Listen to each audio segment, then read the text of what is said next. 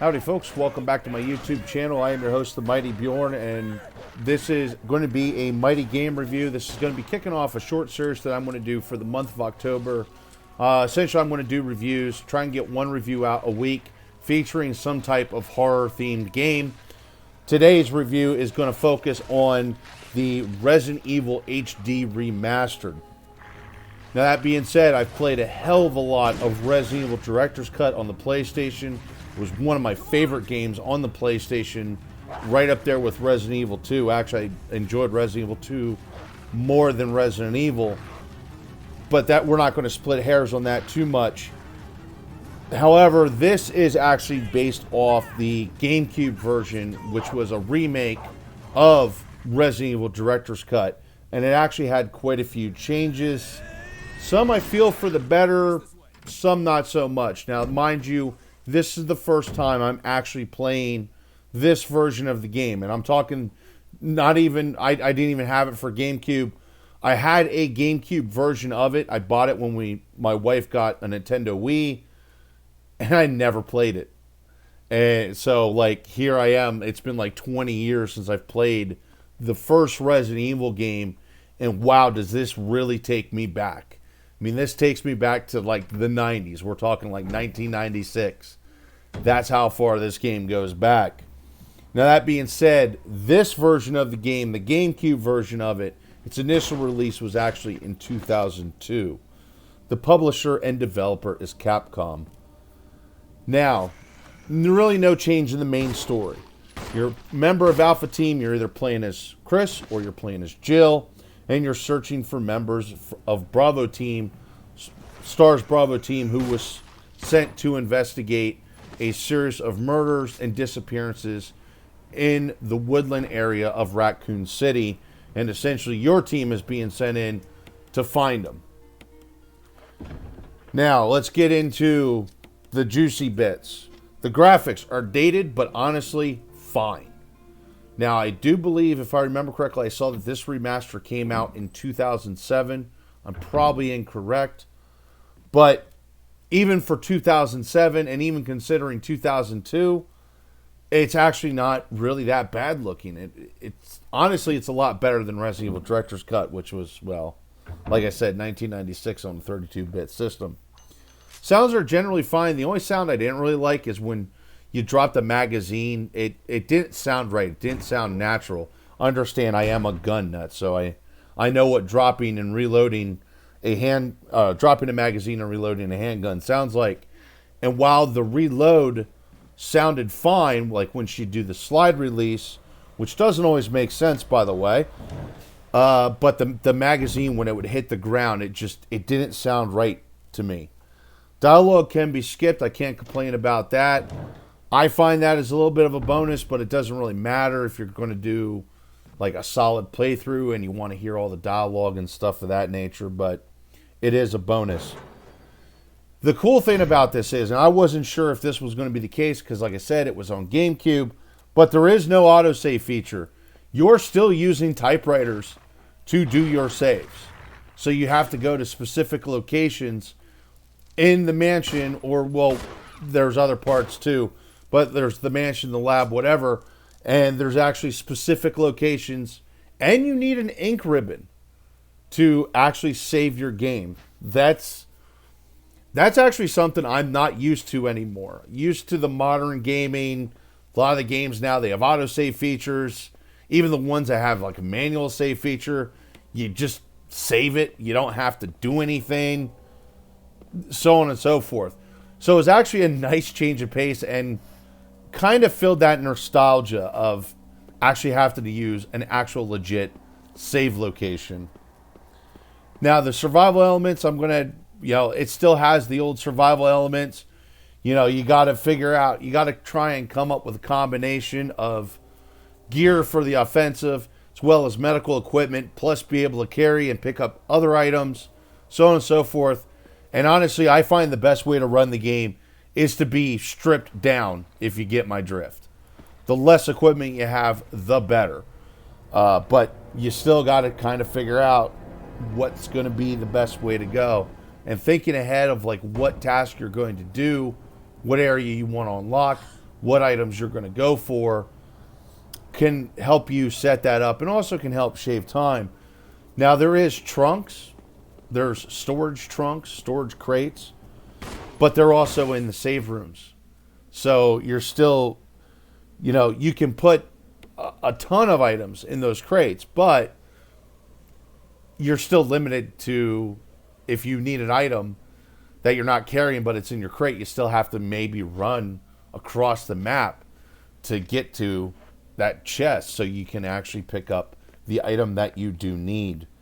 I think it's kind of cool that the dead bodies hang around. That was not something that was in PlayStation 1. Now, there was 2 or 3 dead bodies in the director's cut that did hang around, and essentially there was a triggered event and they'd animate. This one, even the bodies that you killed, they will hang around for a little while before they disappear. So there is kind of those moments where you think to yourself, did I shoot that? Did I kill that one or not? Kind of can add to that survival horror element. Story's good. I mean, they haven't changed the story, so there's really not too much to really say there. The characters still play the same as they did in Resident Evil's director's cut. Jill can carry more items. Her movement speed feels a little bit faster, and she gets lockpicks, and she can also play the piano. That's a key thing for the game. Notation: Jill can play the piano. Chris, on the other hand, he felt a bit more tanky. He doesn't get lockpicks, though. He carries less items. Jill has 8 slots. Chris has 6. And he can't play the piano. So, honestly, an easier playthrough, no matter which way you split it, is to play as Jill. Typically, I play as Jill. And it's fun to play as her anyway. But, if you want a more challenging experience, you can obviously play on a harder difficulty. And if you want to make it more challenging still, play as Chris. I did not see any glitches in the game. I can really appreciate that. Honestly, I was surprised. Nowadays I'm so used to finding glitches when doing plays. Some games aren't so bad. Some games are horrendous. I didn't see anything really. And the game doesn't feel padded out. I'm not running around doing secondary objectives or anything like that. Basically, I'm just running through this mansion or wherever I need to run through, the maze, if you will, and try to find whatever items I need, combine those items, take the combined item to wherever location to get the key item so I can proceed on to the next area. Pretty much every Resident Evil game's pretty much built on that premise. I don't know of, essentially they've always been the same when it comes to that kind of stuff. There is mod support as well for the remastered edition. You can go to Nexus Mods and download the mods. They're easy to install. There's unlockables in the game. That's something that's kind of faded over the years. A lot of games, it's open up your wallet, swipe your credit card, and you get any feature that you want that the developer offers. This game, nope, you got to work for it, and you got to do certain tasks, such as complete the game within 5 hours or complete the game within 3 hours on certain difficulties. And there you go. That's how you get your stuff. So it was a nice change of pace. And honestly, while that was a standard thing back in the day, that is something that's developers have kind of gotten away from. That it was actually a breath of fresh air to kind of go back and go, wow, this game has unlockables. And I did see a new enemy type, a new zombie type. I don't remember it, but then again, I kind of skipped the original GameCube version of the Resident Evil remake. Now, that being said, a couple negatives, I feel it's negatives. The new intro is not as good. Yes, it looks good and it's video gamey. But honestly, when you go back to the Resident Evil Director's Cut intro, you are watching actually a live action short film that someone put together that the developers had, essentially filmed and created to have a short intro for Resident Evil Director's Cut. And it looked better. It was scarier because it was darker. It was very dark. It felt real. It felt like you were watching a horror movie. And that's kind of what your initial primer was. Now with this version, it's done with the video game graphics. It's actually a movie clip of the game itself. It's done with video game graphics. It doesn't look as good. It's lit better. I prefer the old horror theme, the way they did it for Resident Evil Director's Cut. I think it looked better. Camera angles can really fuck with your movement. That's always been a problem with Resident Evil games, particularly ones like Resident Evil 1, 2, and 3, where the camera was just a fixed angle, like you see here. And yeah, it can really fuck with your movement. It's just that simple. There's no way around it. And that being said, while I feel it's a negative, and someone who's not used to that, which actually I'm kind of not really used to it anymore either, someone who's not used to that might not like that feature. Me, it was just like, oh, well, there's that again. I forgot about this. Game FPS. I didn't check to see if there's mods for it.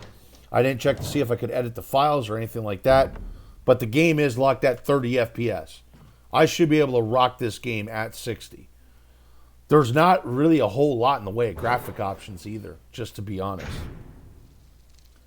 The weapons feel absolutely nerfed. I mean, I was shooting zombies 8 and 9 times to kill them, and I was playing on normal. I had a zombie I literally shot twice with a shotgun. Or not twice, it was like 4 times. And honestly, it was like, wow. And there was a zombie I hit 3 times with a grenade launcher. Those weapons used to be really powerful. I mean, like, the grenade launcher was one of the more powerful weapons in the game, short of the Magnum and the rocket launcher, the bazooka. So, like, kind of seeing zombies just eating shots from a grenade launcher was definitely a turnoff. The difficulty options are definitely unclear. They kind of went with kind of like the Duke Nukem, like hurt me plenty type stuff. And I really couldn't tell what the difficulty options were. And I just went with what I think is normal. It might not have been normal. Maybe I was playing on hard. But I'm pretty sure I was playing on normal. Yeah, I mean, a description over an actual difficulty. Come on. That was great for Duke Nukem and Doom, but let's be real here, yeah. I mean, those are the only games that they did it and it worked and it was funny. And when Resident Evil did that, I was like, oh my god, this is stupid. Just use what it is. And honestly, there's a general lack of ammo. And with that being said, like, comparing the fact that the guns feel nerfed or maybe the zombies are tougher than they used to be, I'm not sure. Well, I mean, the good example, I blasted a Cerberus, which is the zombie dog, with the shotgun. And the shotgun used to knock them back, and it used to knock them down. They would roll around and stuff like that. And literally, I blasted a dog, and it just kept coming right at me with a 12 gauge. That. And then, like I said, the general lack of ammo. Now, as you proceed, you get more and more ammo, but yeah, there's still a general lack of ammo, and you're going to spend actually quite a bit of time with a pistol. I remember with Resident Evil Director's Cut, by the midpoint, I was pretty much using either the shotgun or the grenade launcher. Like, by that point of the game, I stopped using the pistol altogether. Until I got the Magnum and was going for, like, the very end game. Which that's what the Magnum's for.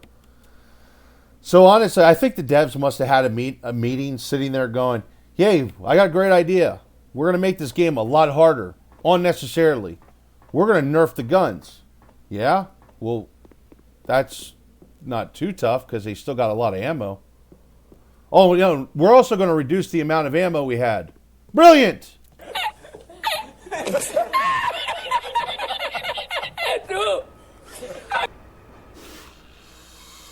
Either ways, that's being said, personally, I still prefer Resident Evil Director's Cut. I think that's the way to play this game. Yes, there's some less stuff to it. This one actually has more stuff. There's more rooms and stuff like that to explore. The graphics actually are a lot better. Sounds are sort of better. I mean, they weren't bad for Resident Evil Director's Cut. But in the end, I still enjoyed Resident Evil Remastered. And I actually do recommend this game. You can pick it up on Steam for 20 bucks.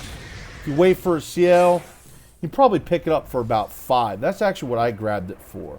So all in all, at the end of the day, it's still a rather fun game. I recommend it, folks. Anyway, hopefully you all enjoyed this review.